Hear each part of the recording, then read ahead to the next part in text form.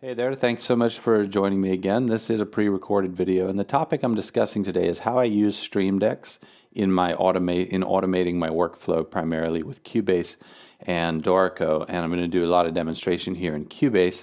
The goal of this is to really help anybody who's unfamiliar with this workflow understand the benefits of automation, and I'm not talking about sort of traditional automation curves. I'm talking about automating particular processes in your workflow, things that you might use key commands for, but using Stream Decks to do them. And I'm going to show you how I do this and hopefully offer some insights and perspective on how this could maybe speed up your workflow if you're not already doing it. There are other products on the line, and besides Stream Decks are popular.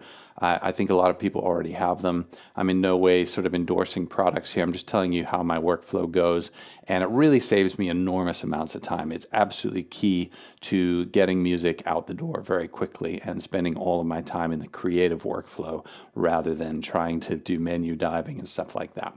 So let's get right into it. I want to talk a little bit about what the Stream Decks look like. I actually have two Stream Decks. I have a Stream Deck, a sort of regular one, which looks like this. It's just a little panel of buttons that sits on top of my keyboard. The other one I have is also made by the same company, Elgato, but this one here has 4 knobs, has this sort of pseudo touch screen, a touch strip, and then 8 buttons. Okay, and what I generally do is I use the Stream Deck Plus to control my playback volumes, which is what all these knobs here are for, and then most of the buttons are used to actually control the other Stream Deck. So let's say I'm in Cubase. I have a profile for Cubase, which loads every time Cubase is in focus. But I have many pages. For example, this is a page of buttons that I use during the importing phase, where I'm importing MIDI to my Cubase project, typically from Dorico. Page 2 here, this would be composing, things that commands that I need when I'm composing.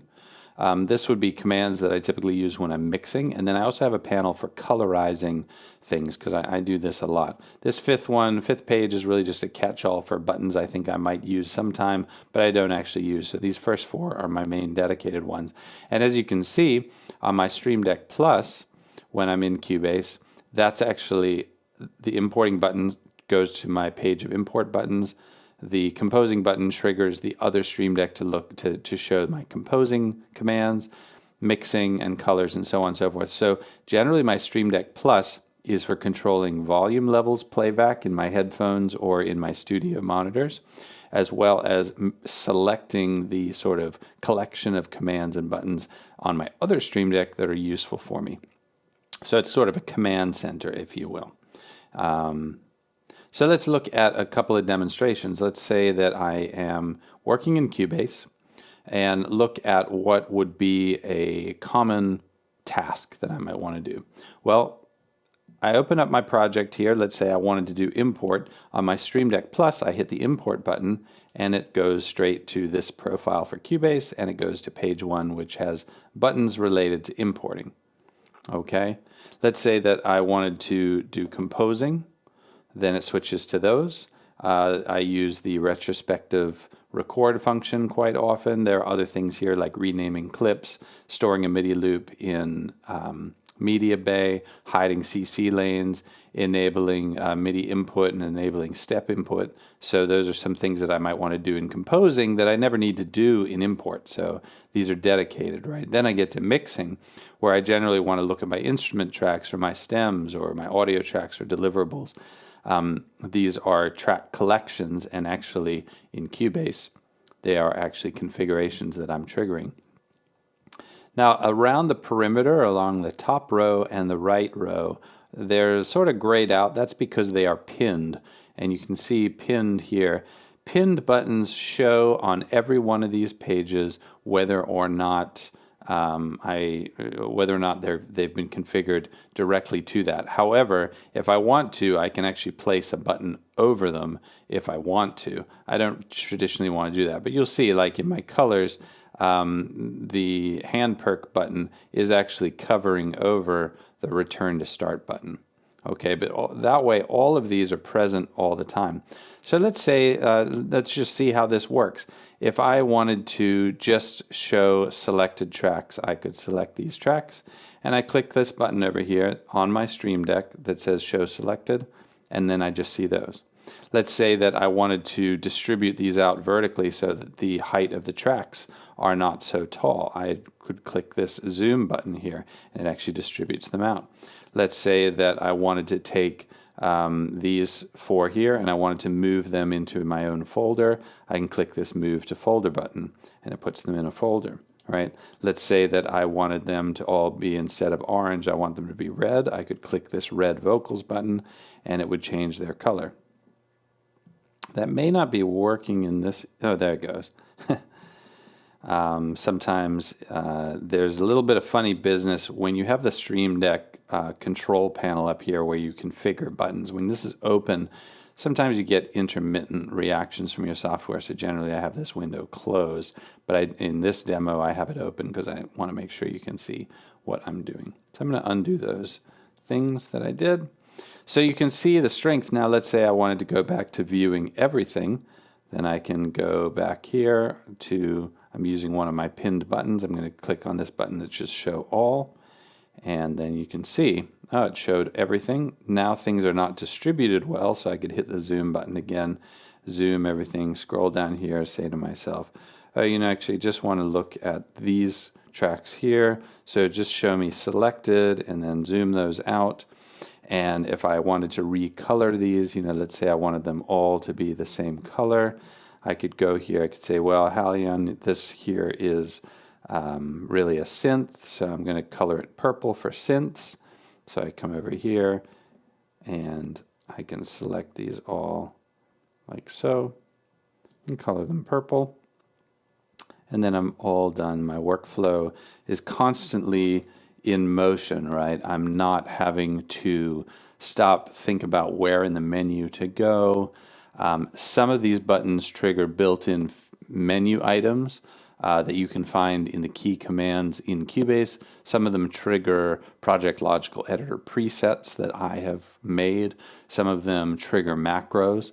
Whether I'm in Cubase or Dorico, I use macros quite a bit, and I've done a video on creating macros in both softwares, but I did a dedicated one on creating macros in Dorico, and that's really great where, for example, in Dorico, I have a button that will take a note that I've selected, and it will divide it into whatever the resolution setting currently is. So for example, I could select a whole note and I could say, well, I really want to turn that into an ostinato. I want it to be eighth notes.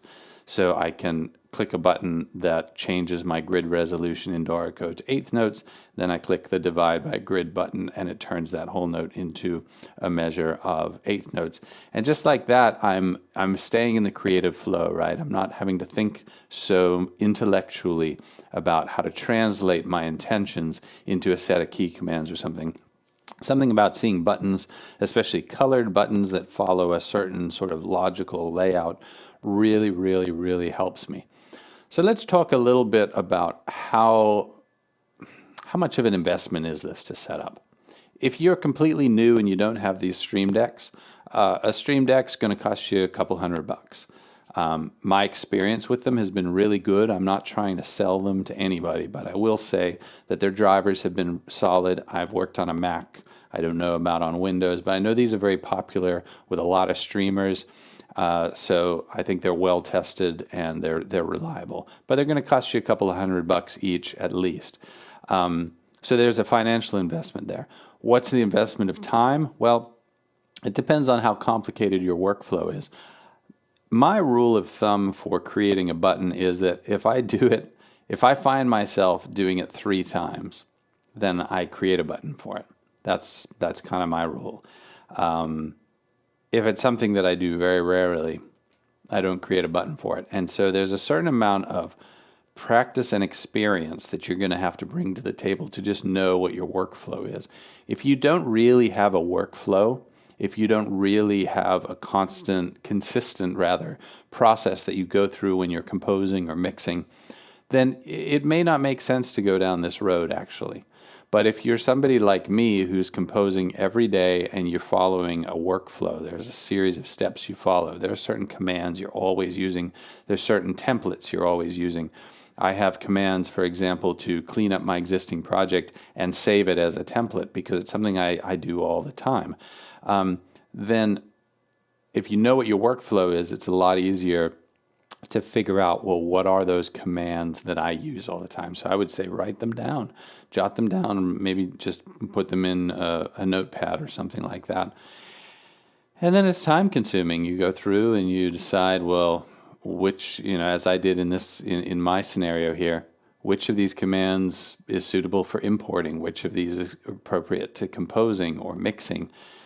Sometimes thinking about, should this be on a knob or should this be on a button?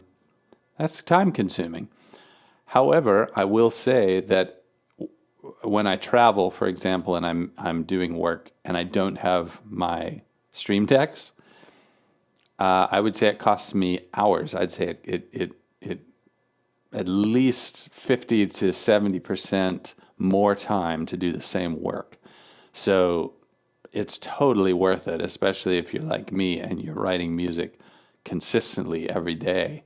The time savings are huge. It's the difference between, it's like I get 2 days of my week back because I'm using these buttons. So I really recommend going down this path, especially if you are somebody who already has a workflow and a relatively clear idea of, certain steps and commands that you're always coming back to again and again. So if you have any questions, please do post in the comments. Please like and subscribe if you found this video helpful. If you are familiar with the channel, I really appreciate your support. And anybody who has questions on this topic or wants me to dive a little deeper, please post in the comments. Let me know what you'd like to know about, and I will either do a live stream or make a video about it in the near future. So thank you so much. This topic was actually a request, and I appreciate that. If you have questions, please be in touch. And that's it for now. I will be back live on Monday. On Friday, I'll be posting another video because I'll be out of town. Take care till then.